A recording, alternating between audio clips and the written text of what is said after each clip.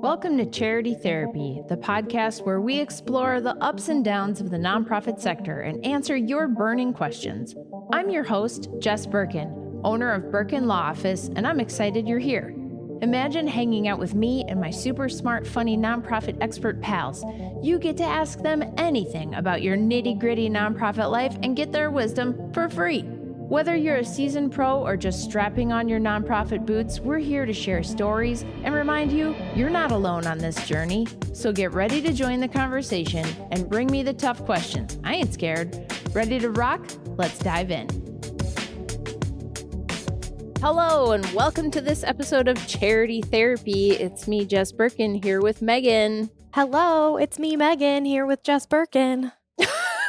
Yeah, I feel like that kind of sums up my feeling about 2026 right now. It's just like, yeah, we're here. We made it. We're here. I'm with you and you're with me. And here we are still. Nothing else to be said about that. Who knows what's going to happen? I don't feel any kind of optimistic or pessimistic. We are just here. Yes. It's like a meditation on existence. All right. So what are we doing here? What's up? Yeah. Today we're here to talk a little bit about starting a nonprofit and specifically when it's maybe not the best idea.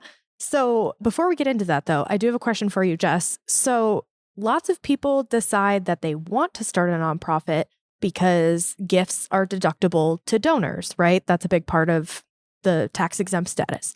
But what does that even really mean? What does that even really mean? I'm not sure that people who want to start a nonprofit even really know what that means. I think a lot of people assume what it means is you get your C3 public charity status and then people are just basically throwing money at you because there's this mysterious tax benefit if they do, and it has nothing to do with your mission or whether they care about it. They're just like, oh, you're C3? Fantastic. Take my money. And the reality is I'm not a tax person. I'm not in public accounting, but it seems to me that fewer and fewer people are actually taking a deduction. So if you're an itemizer, if you know what that is, that means you take individual deductions for individual items on your tax return. And if you give enough money to charity, you could theoretically get a deduction for giving to charity. But the number of people who do that went down a lot when I think it was the Tax Cuts and Jobs Act. It was like 2016. They passed a law that basically said, hey, we're going to change the number, and a lot of people don't itemize anymore. So gifts being deductible to the donor still feels very important to a lot of people starting nonprofits, but the reality is it may or may not really matter to people. Yeah, it's a small percentage of donors who actually have a financial benefit for giving to nonprofits, it sounds like. Yeah.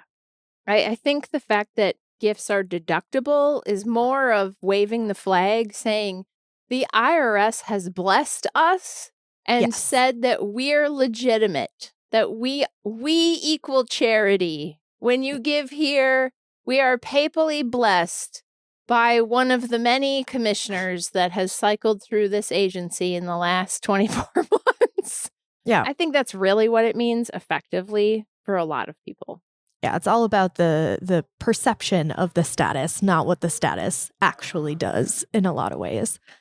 Yeah. So going on that train, I have a listener question that really talks about this and will allow you to get on your what the IRS tax exempt status really means soapbox. So, oh, great. I love to rant. Ready? So let's do that. All right. Listener writes in and says, I own a couple of restaurants and we have several events to raise money for certain causes. Usually the money goes toward a charity or a local group, but sometimes we'll do it for a community member who needs financial support. The problem we're seeing is that when we give money to an individual, it messes up their taxes for the year. My bookkeeper suggested starting a nonprofit since nonprofit money isn't taxed. What kind of nonprofit would do that for us? Oh, bookkeepers, please stop. I know you mean well, but don't give legal advice. Ugh, okay. Bookkeeper says nonprofit equal no tax. All good. That's the math that is happening here. And guess what? That is not really it.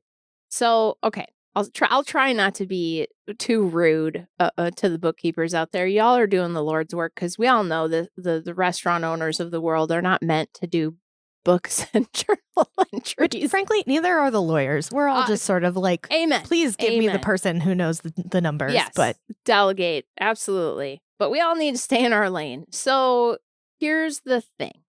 I think this is great for this restaurateur. It's a really great business idea. It's a really easy way to have a marketing campaign that's like, hey, we're going to give back to the community. Every time you eat here, X% is going to go to this organization.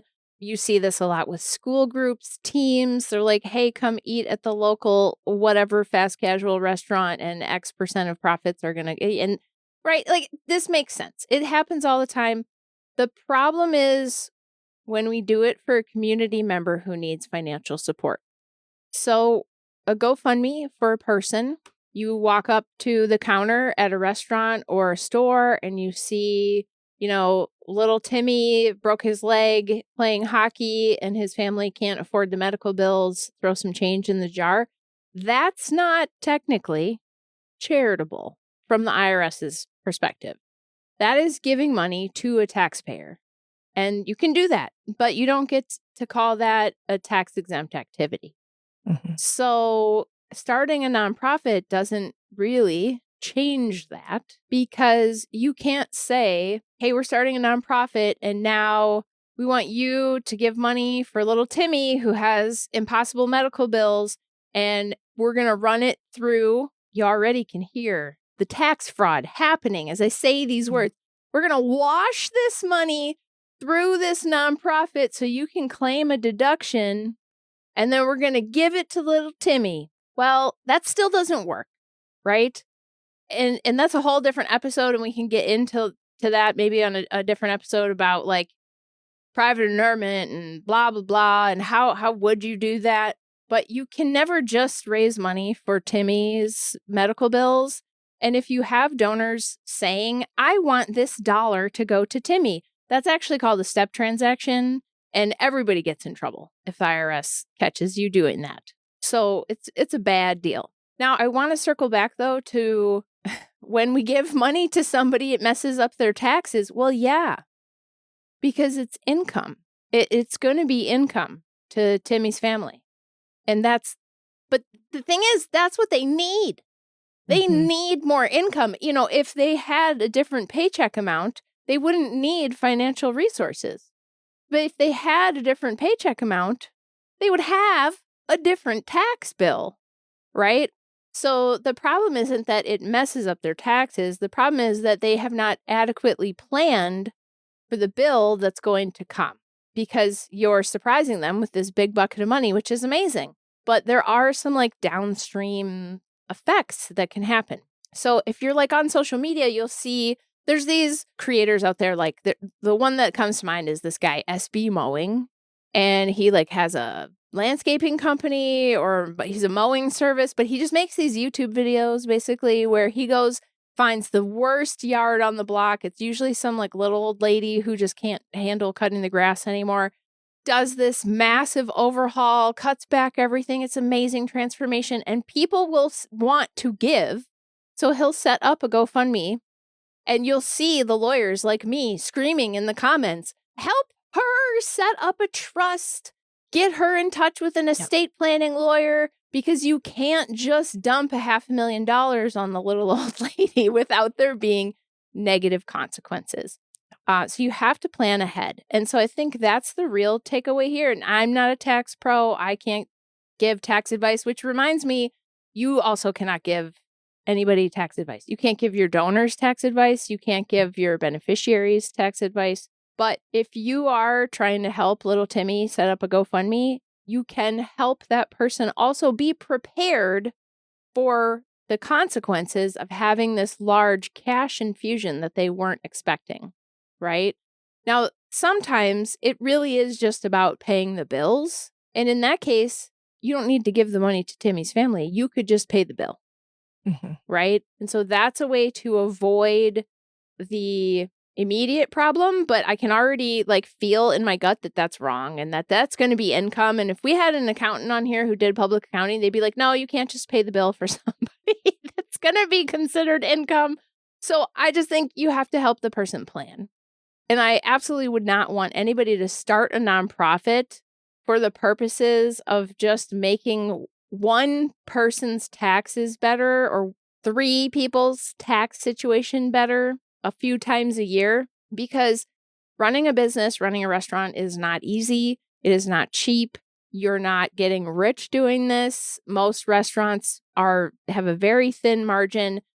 You don't need to be taking more of your time and resources and your money and paying to start a whole new corporation that's more regulated like a Fortune 500 company and has all this compliance. So I would just say, let's stick with picking a charity and helping the charity. And if we're going to pick a person, just know that it's not deductible and you're going to have to be mindful of how this is going to impact that person's life. And you know what? This is what I say to my nonprofit clients, right? All the time. I don't care if you have to pay some tax once in a while, just pay the tax.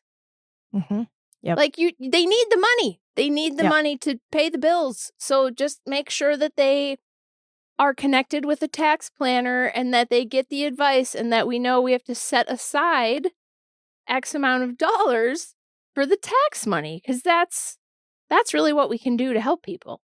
Anyway, I'll step back from my soapbox now. Great. Love it.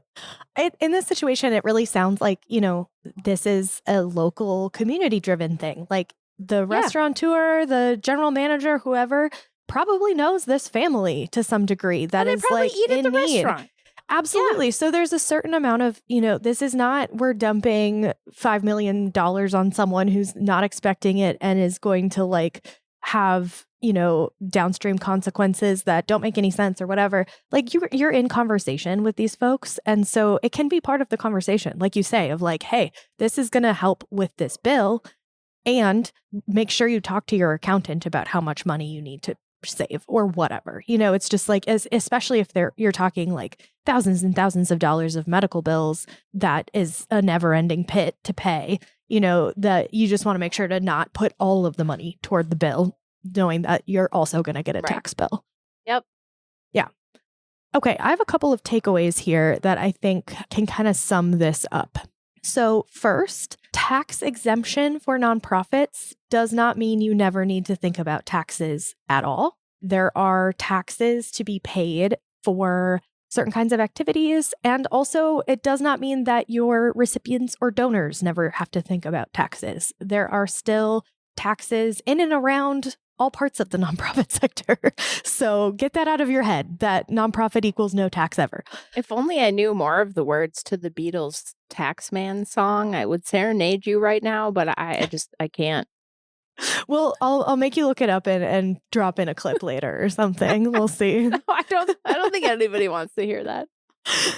So that's the first one. The second one is that you cannot give tax advice as a nonprofit to your donors who are asking about deductibility, to your beneficiaries, to anybody. That is not an appropriate way to use your platform. And thirdly, you do not need a nonprofit in order to give money to other people as a business. If you want to give back to your community, you can just do that.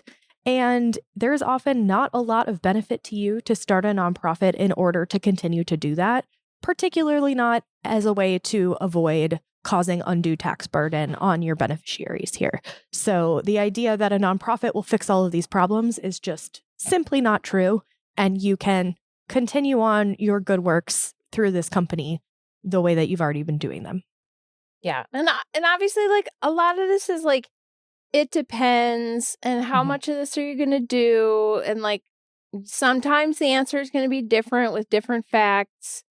This is not legal advice. You should talk to a lawyer, like all the things. But like, just generally, if twice a year you're going to help raise money for Timmy's hockey broken leg, like, bro, don't start a nonprofit. Yeah. The juice isn't worth the squeeze at the end of the day for something like that. All right. I think that about wraps it. I think it does. I feel like I was kind of a Debbie Downer on this one, but you know what? Sometimes that's the way it goes. Well, Gotta rain on people's parades sometime. I think the bottom line is not really a Debbie Downer so much as like, guess what? You don't have to do a whole bunch of extra work for this thing that sounds like a good idea. You're already doing the great idea and you can just keep doing it. Yes, that's true. That's great news. That's true. All right. Well, if you thought this was a great episode and that I was not Captain Depressio, you know what? Give us a rating. Share it with a friend. If you know somebody with a small business who's maybe listening to their bookkeeper who doesn't know what they're talking about, hey, share this episode with them. If you've got a question or a story or a different set of facts that you want us to react to, send me a note online, charitytherapy.show. And as always, thanks for listening.